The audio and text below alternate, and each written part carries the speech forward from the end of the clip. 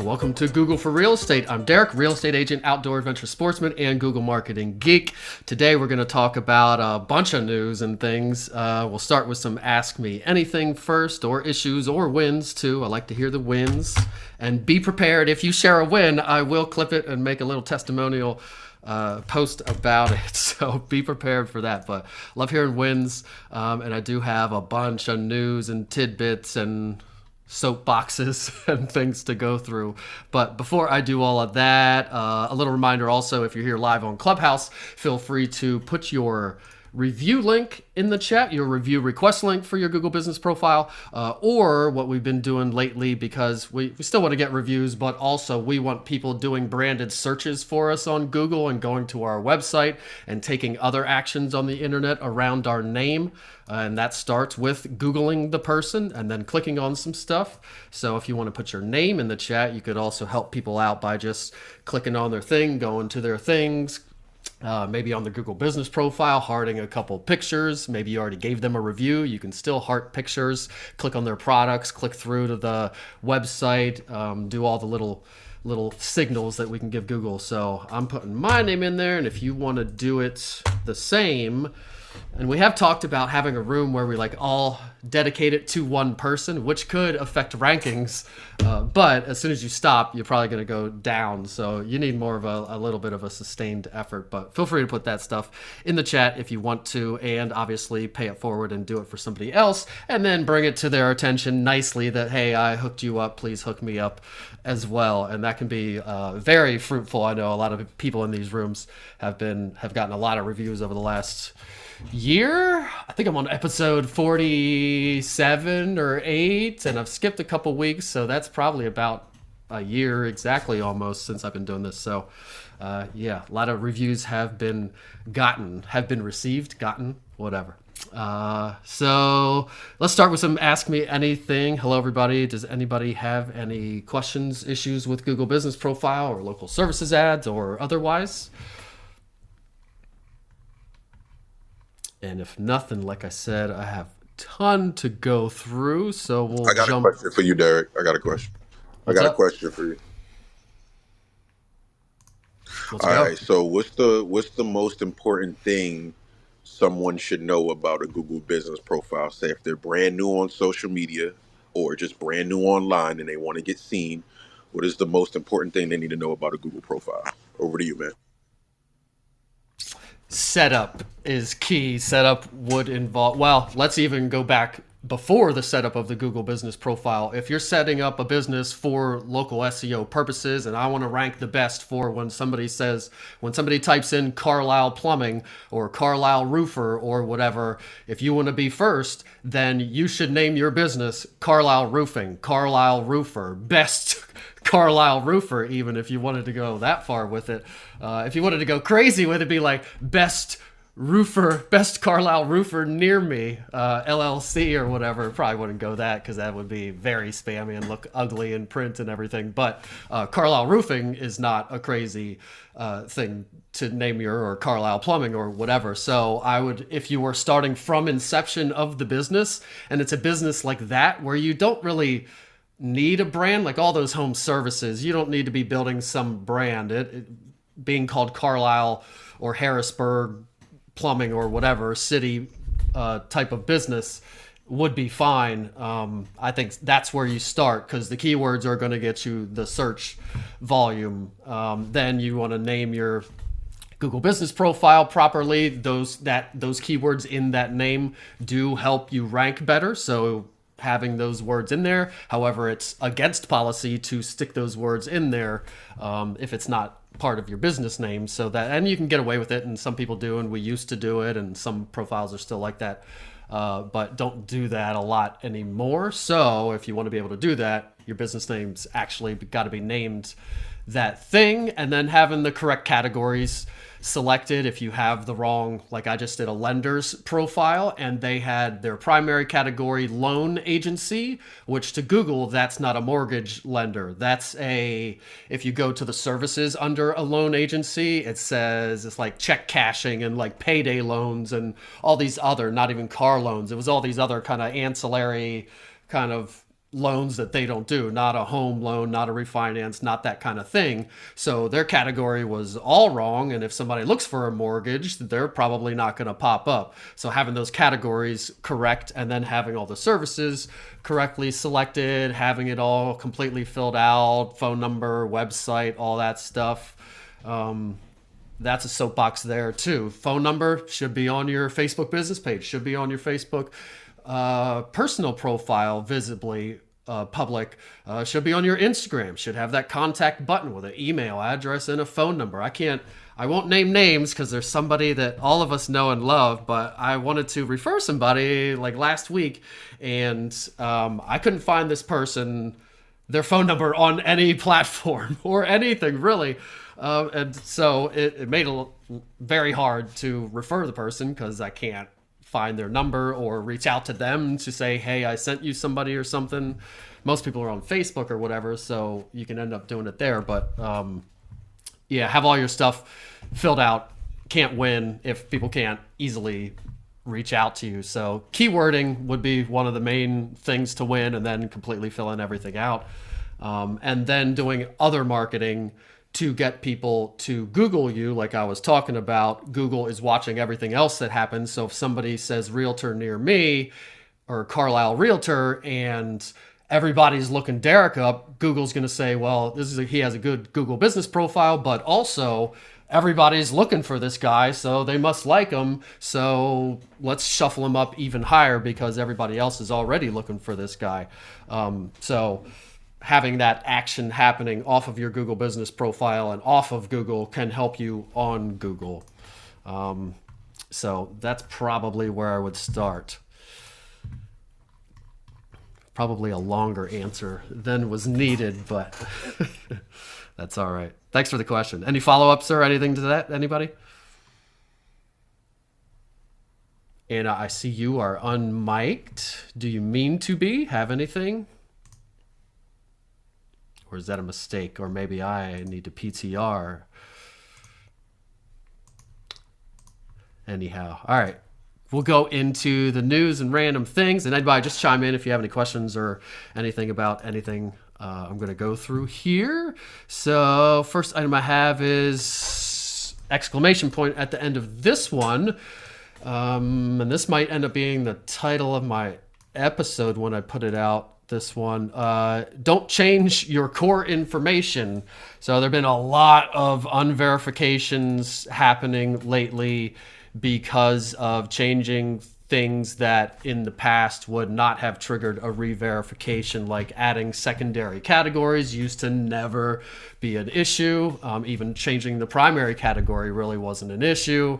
Phone number, even hours, the category's the big one that I've seen in the last couple weeks is triggering it. So I would say right now, and I've heard other people talking about it, experts talking about how there's this heightened unverification happening right now. So the advisement is to not change a lot of your core information. So the information in your edit profile tab, when you're in your dashboard, it's the edit profile tab. That's all your main information. I definitely for the next, they're saying 30 days, wait till Google figures it out because it's too heightened right now. You should be able to change some things without having to go through the whole video verification process. But name for sure don't change, and that in the past, like used to be even before, you didn't want to change your name all the time.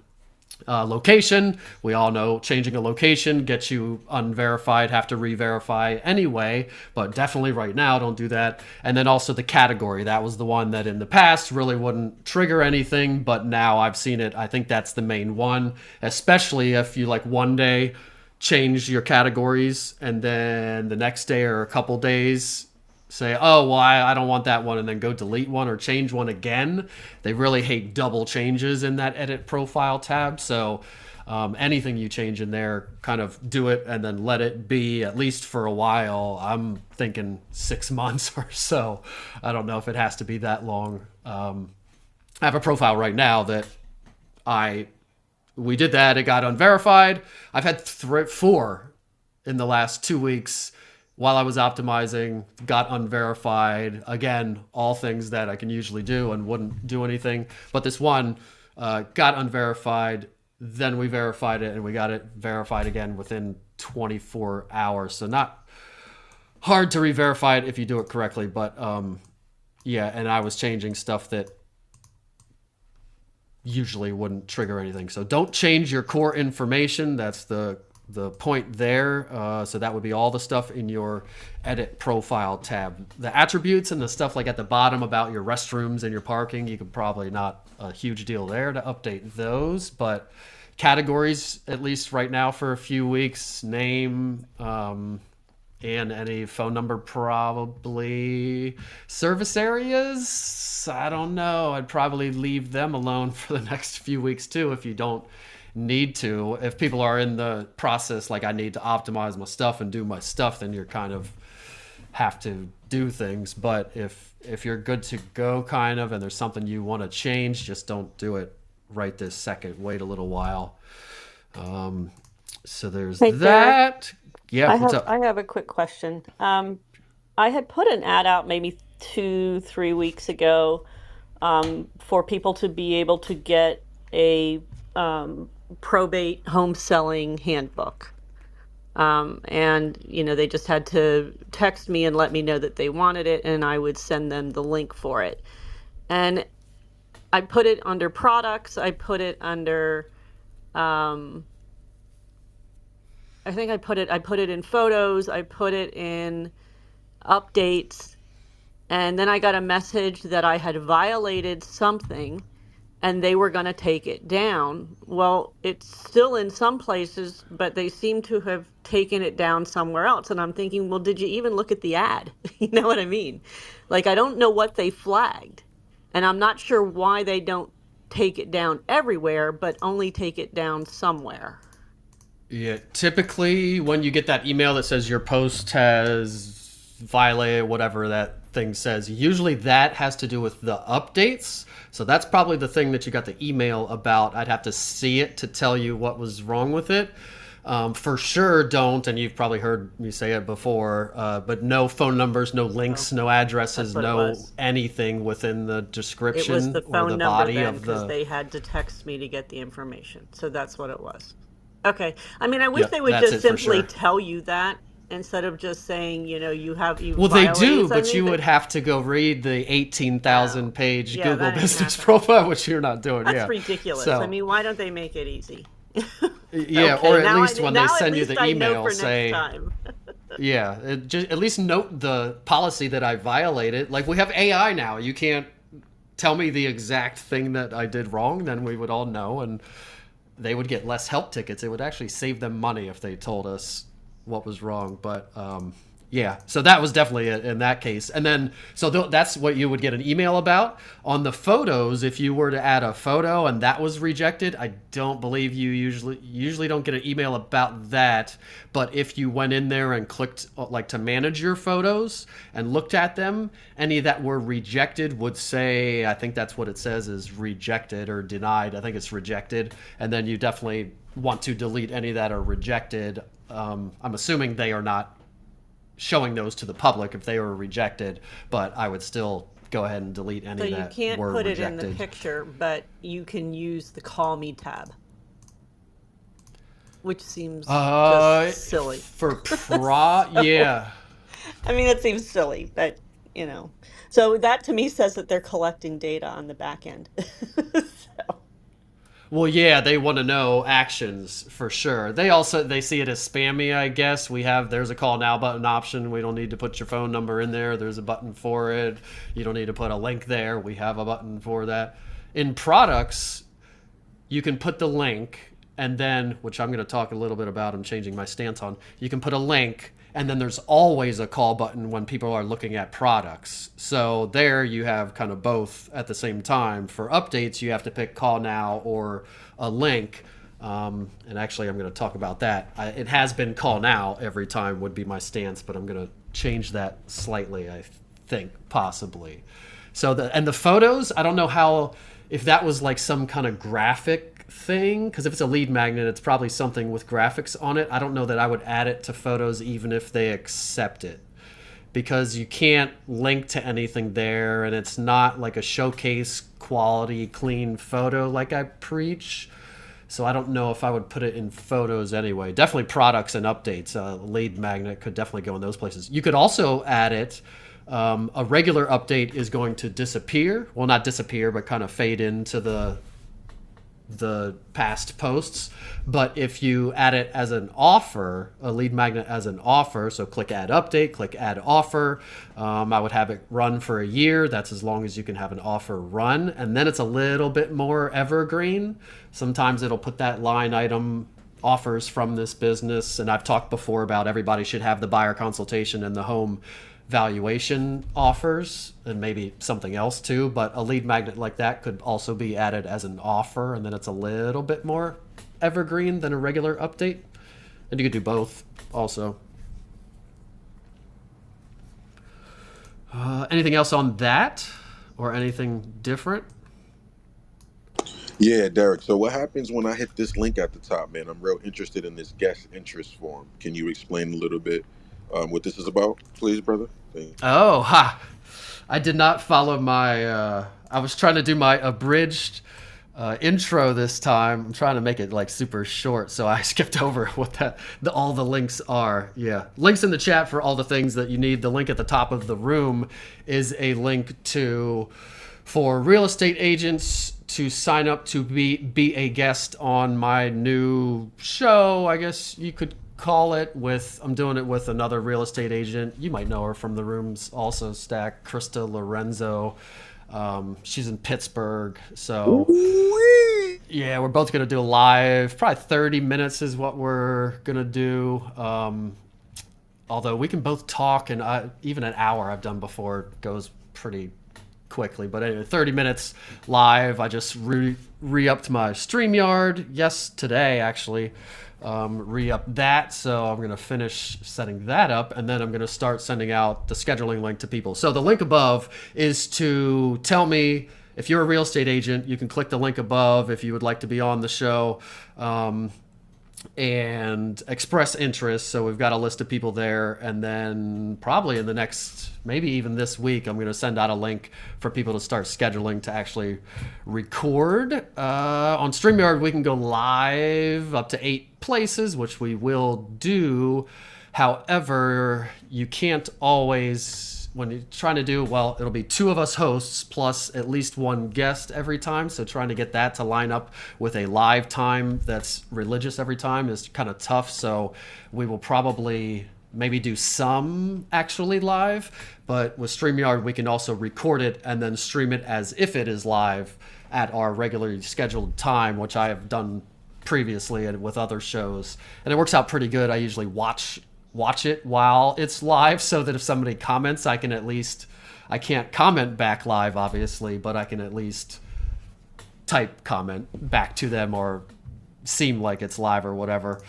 And if it ended up being that like there's tons of comments and people want to interact live, then we maybe would switch it up to always be actually live. But anyhow, yes, link above, thanks for asking, Stack, is to sign up to be a guest, and it's for real estate agents anywhere in the world to sign up. So click that up. Yeah, I think I have like 15 on the list so far. I got to get on there too, Derek. We got to definitely do a show together. You can come on mine too. Just let me know. Yeah, we'll figure out something.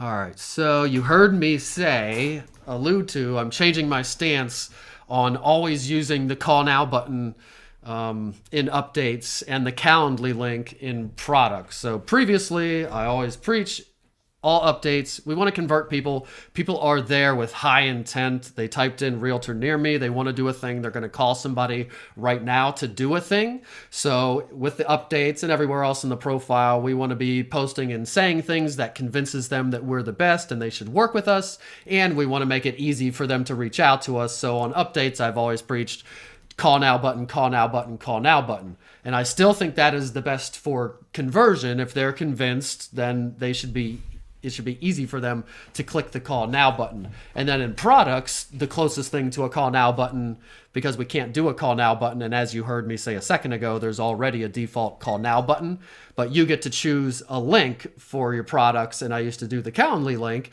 but now I'm changing my stance a little bit on both of those, the Calendly link and the call now button, because like you heard me say also, Google is now watching more things that are happening. They don't only care about the setup is good and you have lots of reviews and that's it. It used to be almost that, a little bit more than that, but it was kind of like you do these certain things on your Google business profile and you can win. But it's more of a holistic thing. They're watching more things now, more than ever.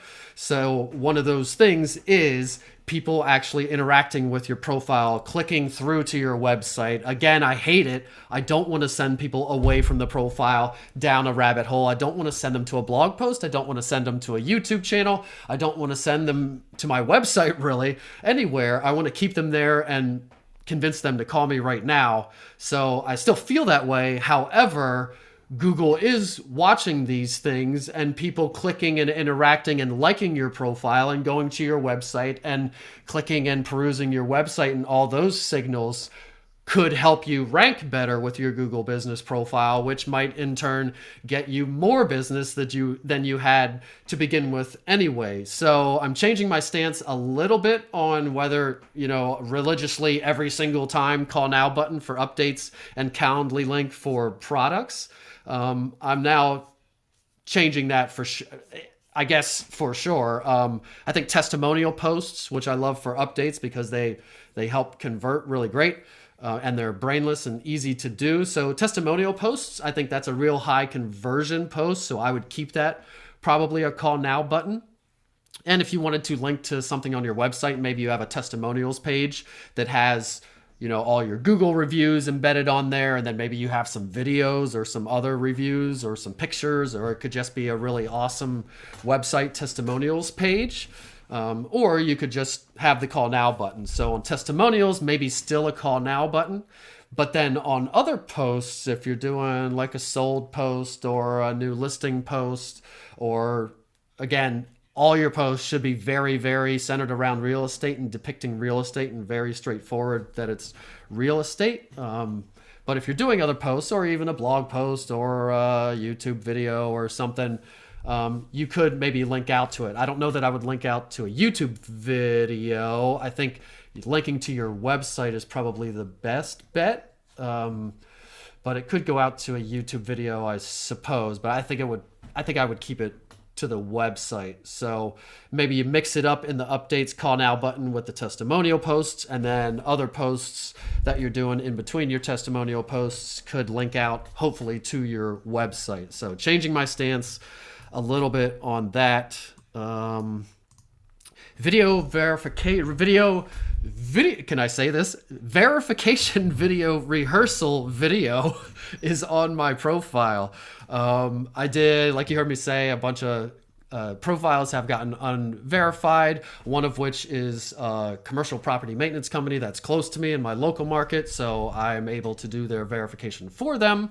Lucky for them. So they gathered all the stuff for me, which they luckily had all the things already for the most part, and I went over there and did their verification video for them, and I posted the rehearsal, the run through on my Instagram and Facebook. So if you need to verify your profile or are wondering how to do it, that could be a good example. I did miss a few things on that, and that's why you do the rehearsal. You lay out all your stuff, you go through it, and then you do at least one rehearsal. I think, I only did one, which is what you see in that video, and then there were a couple things that I noted in my head that I forgot to do or needed to do better, and then I went and did it again, and then within 24 hours it was verified, maybe faster. That was when I checked it. And I didn't even get an email. For some reason, they don't send an email, or maybe that email for some reason goes to spam. But usually the verifications, you just kind of like have to check and, there's a blue check. I guess I'm verified.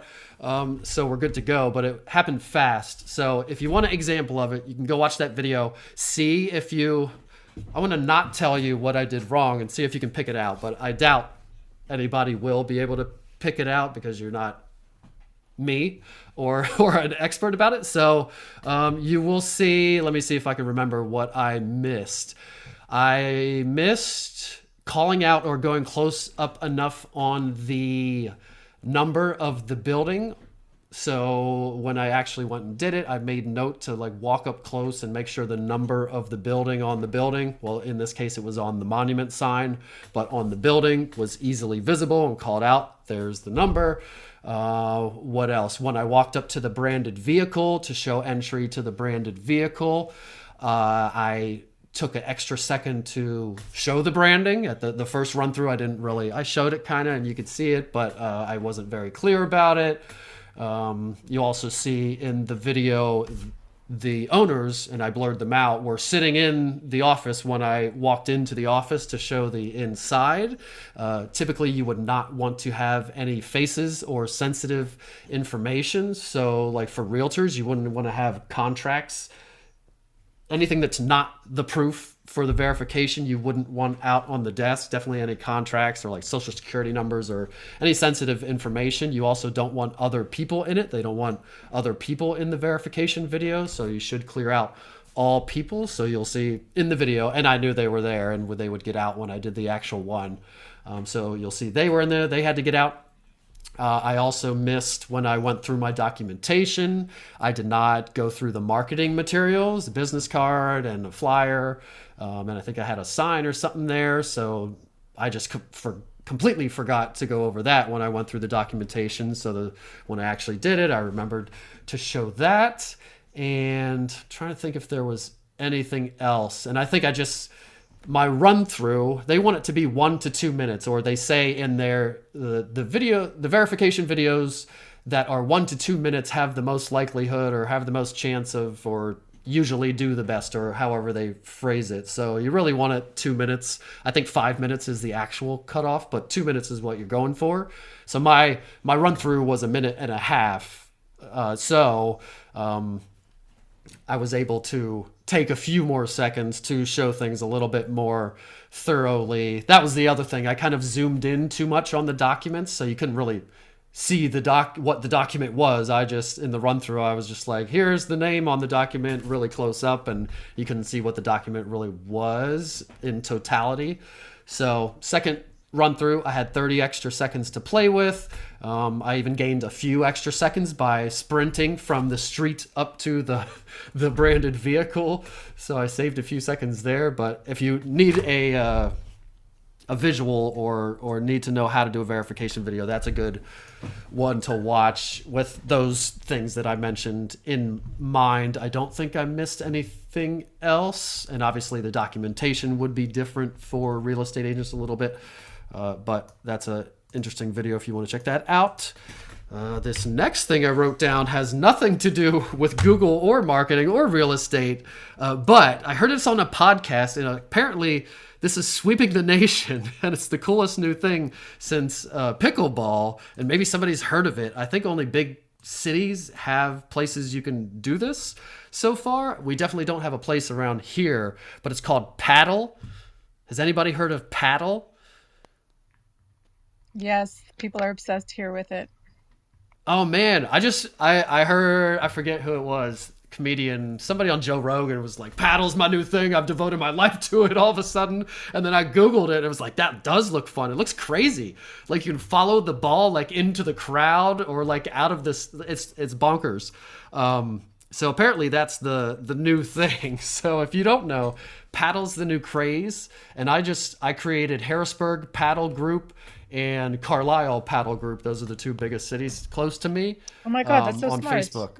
Good job. Yeah. That's really I haven't smart. done anything else with it, but I figured I might as well do that. So jump on that. And if anybody's played, let us know. Next thing, have your Google Go bag ready. So I just been doing all these verifications, which is a good reminder that we should all have our Google Go bag to speak ready. If the ish hits the fan and we get suspended or unverified for some reason, we need to have that documentation on hand quick so we can remedy the situation and get back up and running with Google. So, your utility bill with name, phone number, location matching, your business registration document if you're an actual agency or team LLC or something. If it's just you need your real estate license. If you're a team, you're still showing your real estate license also. Marketing materials, access to the location, yada yada. So the utility bill is usually the one that people have to wait. Like, I'm moving my location to our new office, and I just had to change my Verizon bill to get sent to that office, and I have to wait till that comes to change my location and do my verification. So having that utility bill is usually the hang up that delays people. So having your Google Go bag ready is a good idea in case something happens, or at least think about it. If it happened, like, where am I going to get these things? Do I have these things? Yada, yada.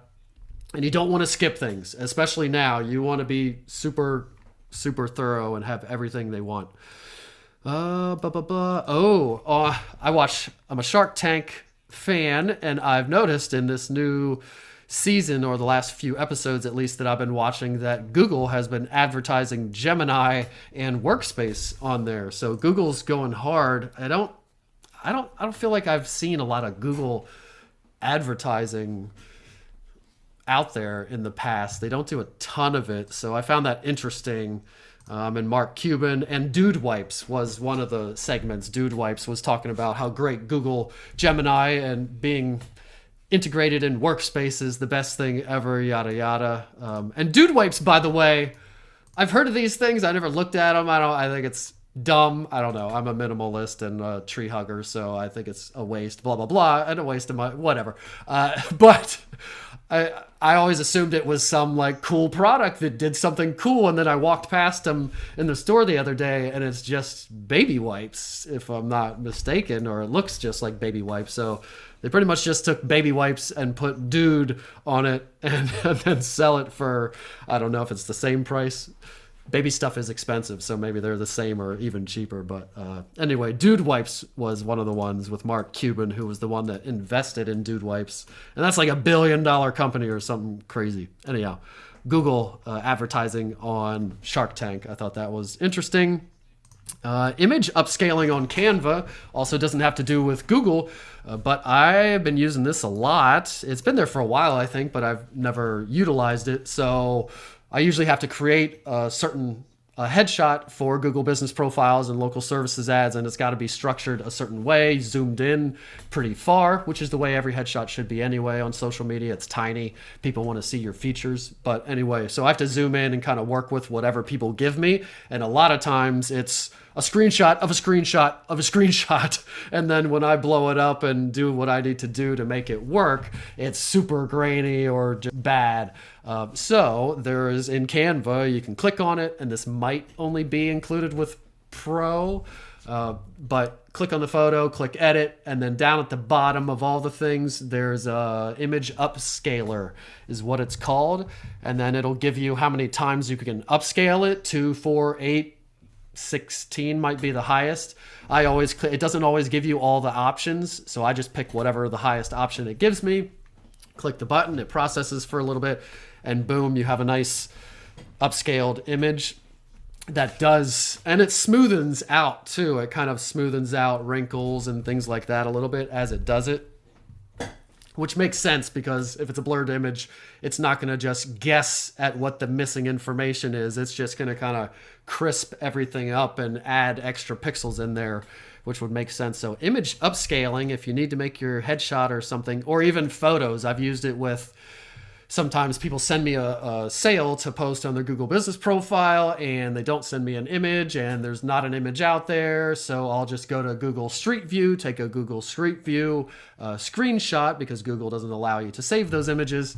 Take a screenshot, which isn't that great of a photo. I'll put it into Canva, I'll image upscale it, and now we're working with something that isn't too terrible, at least for those product covers. It doesn't need to be the best image on the planet. You want it to be nice, but it's okay if it's not. So image upscaling on Canva, been using that like crazy. I'm loving that. New AI mode. available to Search Labs people in Google. So on Google search, they've had the AI overviews is what they call them for a while, which if you ask it usually an informational question, it's going to do the Googling for you and then give you an AI answer at the top, basically summarizing what it found on the web, and then give you also links and the resources and other stuff if you want to click and learn more. Now, and then the regular search results would be below that. Now they are testing all new AI mode, which is a completely separate interface, more like a chat GPT or a regular if you were talking to Gemini or Perplexity or something else. So there's an AI mode. You can sign up to beta test it. If you click the little beaker, if you're on Google, just go to like the Google search page. There's usually a little beaker up in the corner, both on mobile and on desktop. If you click the beaker, that's Google Search Labs. That's how you sign up to be a beta tester on new stuff coming out, new search stuff coming out. So click there to join the wait list, and then hopefully we get access soon. I've heard other people talk about it and I'm dying to use it, and everybody that's used it loves it. I've heard people say it's going to put Perplexity out of business because it's basically doing what Perplexity does, and Perplexity, I'm sure, uses a Google feed and maybe other Bing feeds as well to create what they give you.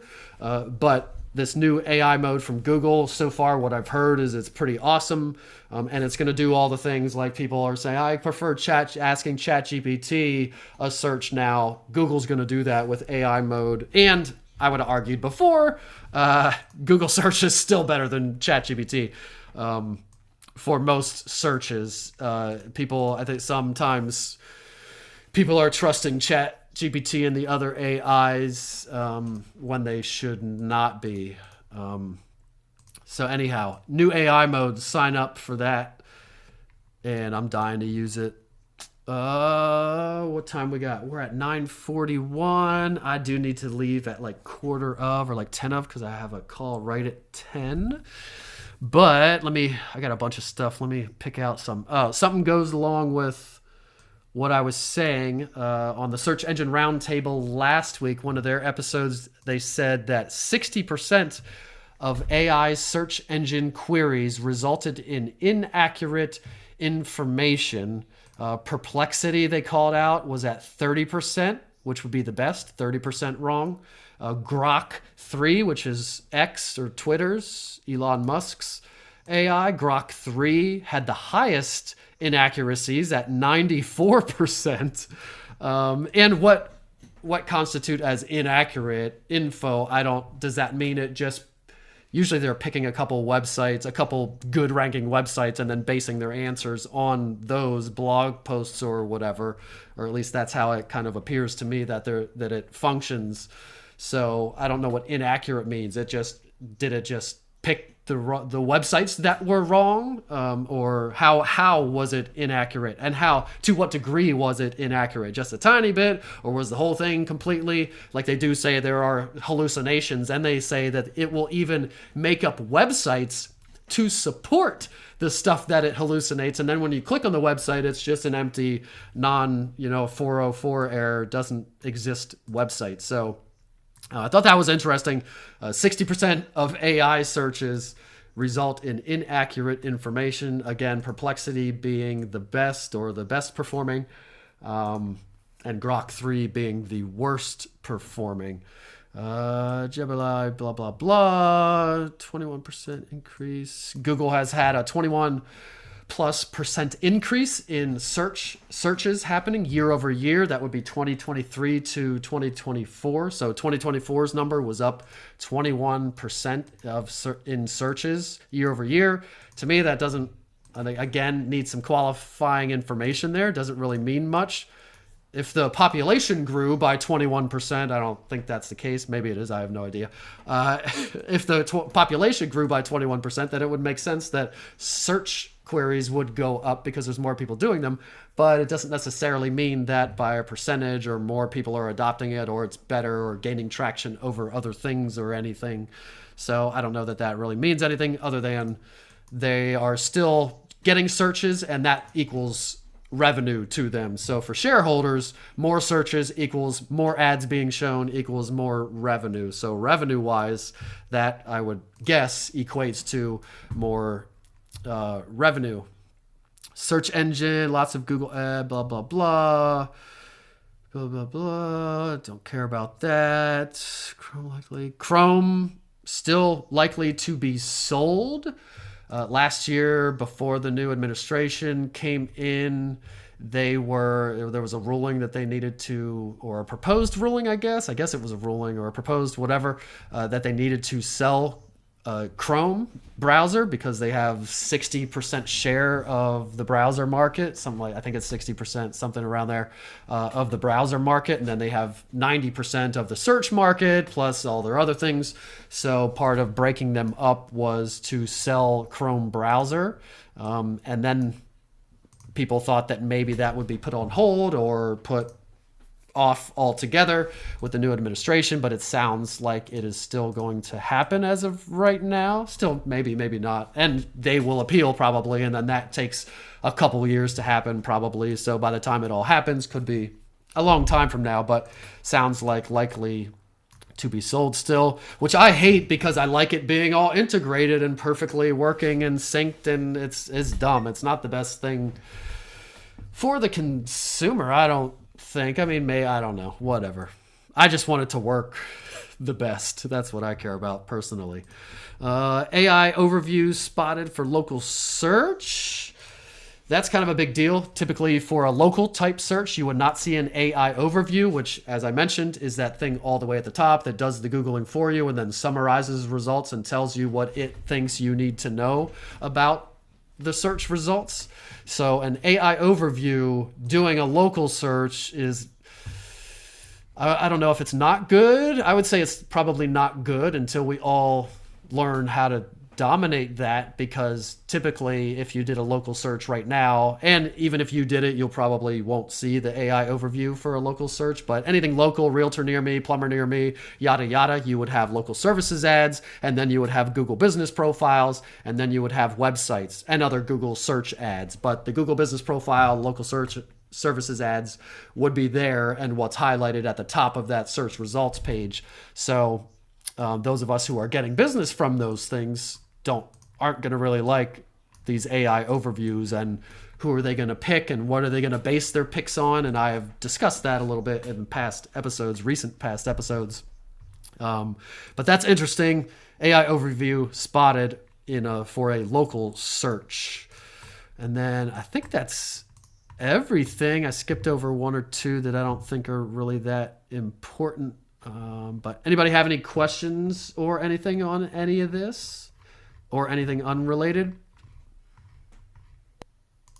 I got a question for you, Derek. So how important is Google reviews? Do you feel like they're important for, the person making the page, having the verified profile? How important are Google reviews? Paramount. You're not going to rank without the reviews. You're not going to convert without the reviews.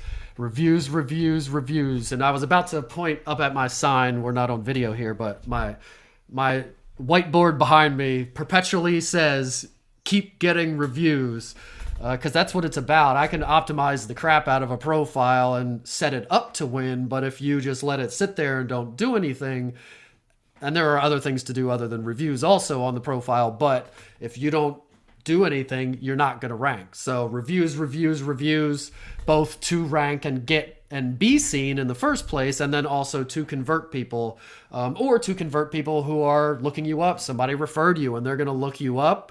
You don't have to outrank people in that case. You just have to look awesome when you pop up. So you need some good reviews there. Also, I will point out, you want to get reviews places other than the Google business profile too. That's still, most of them should go there, I think. That's where you want to concentrate with your reviews, I think, the majority of them. But like I said, Google is looking all over the internet at you, and people are starting to use other things to search for things also. Like on a Apple phone, if you ask that for a business, it's going to use Yelp or its own Apple Business Connect, unless you're in a Chrome browser and using kind of Google on it. But if you just ask Siri a business related question, for a local business or something, it's going to use its own stuff or Yelp. Those are the two things. So you want to be other places. You want to have reviews on other places. If you're on Bing Places, which you should be, it's easy to sync it with your Google business profile and set it up.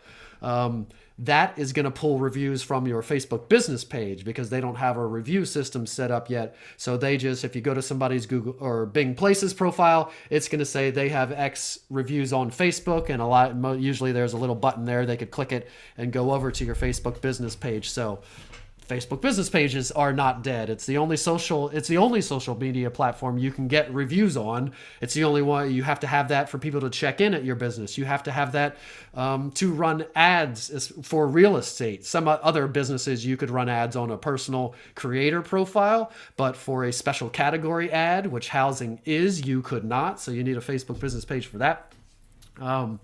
So on the review section question, they're super important. You're not going to rank. And you're not going to convert if you don't have reviews. Got to get them. Now, that's a great thing to end on. Thank you for that. Thank you for that, because when I seen myself getting more reviews, I was suggested more, and more people were calling me in the area. You want to dominate your area, right, Derek? Like, that's what I focus on, is dominating the area, and anyone that knows me, I want their people to know who I am, so that way I can get repeated business. It's like a domino effect. So I just wanted you to dial in on that. Thank you, Derek. Yeah, thank you. It's all about people trust people that other people trust. So keep that in mind. And yeah, we're 10 of, so we'll close her out if nobody has any other questions or anything. Thanks for hanging out. We'll be back here next week, I think, even though I seem to, I'm doing fire training right now. For those of you that don't know, I'm a volunteer firefighter now, and I'm going through training, which is like last night was 6 to 10, and that's picking kids up, taking them to running or soccer, then taking them to my parents, then going to the thing, then going and pick them up my parents, then coming back, and that's like 3 nights a week plus all days Saturdays. So it's a lot. But I should be doing these rooms because it's good marketing for me, and need to make sure everybody is informed. So I will be back next week. Hopefully you can join me. Replay for this will go out in an email, be on Spotify and all the places. And everybody go have a good rest of your week and a good hump day. Peace out. Thanks, Derek. Thanks, Derek.